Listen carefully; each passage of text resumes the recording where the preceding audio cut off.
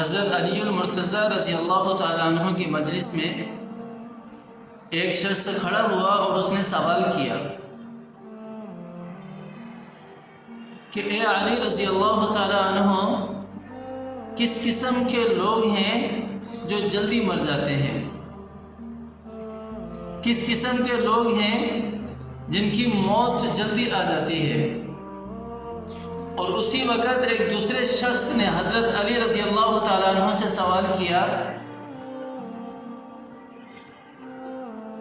کہ اے حضرت علی رضی اللہ تعالیٰ عنہ، میری بیوی مجھ سے محبت نہیں کرتی، مجھ سے نفرت کرنا شروع ہو گئی ہے، کیوں؟ تو حضرت علی رضی اللہ تعالیٰ عنہ پہلے شخص کی طرف متوجہ ہوتے ہیں اور اسے جواب دیتے ہیں اور فرمایا کہ وہ لوگ جلدی مر جاتے ہیں جو غصہ بہت زیادہ کرتے ہیں۔ جن کو غصہ زیادہ آتا ہے وہ شخص جلدی مر جاتے ہیں۔ جن لوگوں کو غصہ زیادہ آتا ہے وہ شخص پھیپھڑوں کے مرض میں مبتلا ہو جاتے ہیں۔ جن لوگوں کو غصہ زیادہ آتا ہے وہ شخص دل کا مریض بن جاتے ہیں۔ جن لوگوں کو غصہ زیادہ آتا ہے وہ بلڈ پریشر کا مریض بن جاتے ہیں۔ یعنی کہ غصہ کرنے سے انسان کے اندر بیماریاں بہت زیادہ آ جاتی ہیں، جس کی وجہ سے وہ جلدی مر جاتے ہیں۔ انسان کو غصہ نہیں کرنا چاہیے، غصے سے بچنا چاہیے۔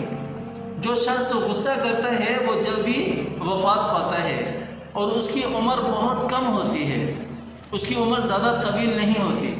آپ صلی اللہ علیہ وسلم کی حدیث بھی ہے کہ پہلوان وہ نہیں کہ جو بچھاڑ کے اندر کسی پہلوان کو گرا دے، بلکہ پہلوان وہ ہے جو غصے کے وقت اپنے آپ کو قابو میں رکھے۔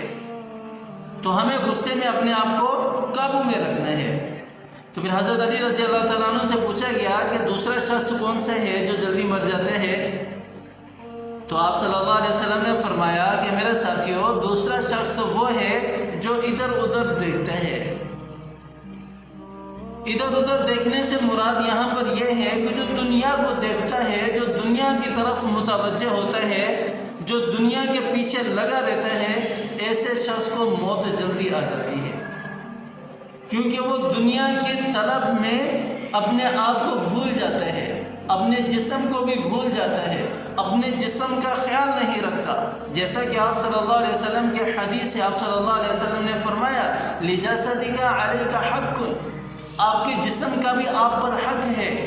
یہ جو رات کو 12 1 بجے تک 2 بجے تک جو موبائل چلاتے ہیں، یہ اپنے جسم کے ساتھ، جسد کے ساتھ یہ ظلم کر رہے ہیں اور یہ اس حدیث کے بالکل اگینسٹ جا رہے ہیں۔ کل قیامت والے دن ہمارا جسم بھی ہمارے خلاف بولے گا کہ یا اللہ تو نے رات بنائی تھی سونے کے لیے، انہوں نے موبائل چلا کر اپنا وقت بھی ضائع کیا اور مجھے بھی تکلیف پہنچائی۔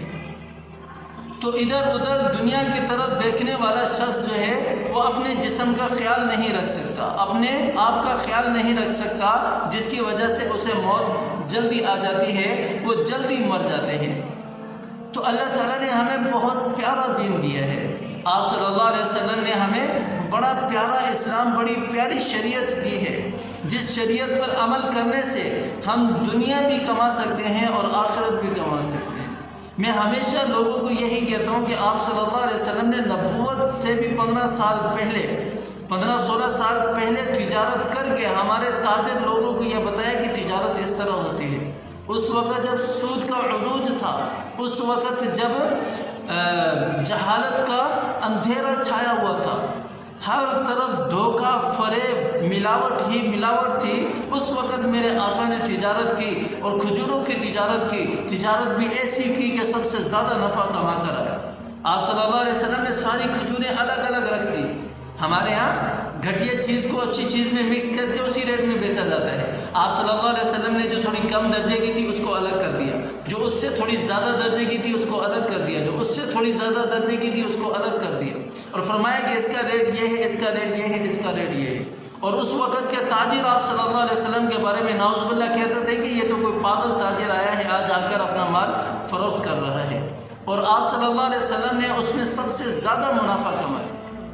تو ہمیں چاہیے کہ ہم اپنی لائف کو بنانے کے لیے پہلا کام کریں کہ غصے پر کنٹرول کریں، غصے پر کنٹرول کریں۔ دوسرا یہ ہے کہ دنیا کی طرف نہ جائیں، دنیا کی رنگ رنگیلیوں کی طرف نہ جائیں، اللہ کو راضی کریں، اللہ کے رسول کو راضی کریں، انشاءاللہ ہماری دنیا بھی بنے گی اور آخرت بھی بنے گی۔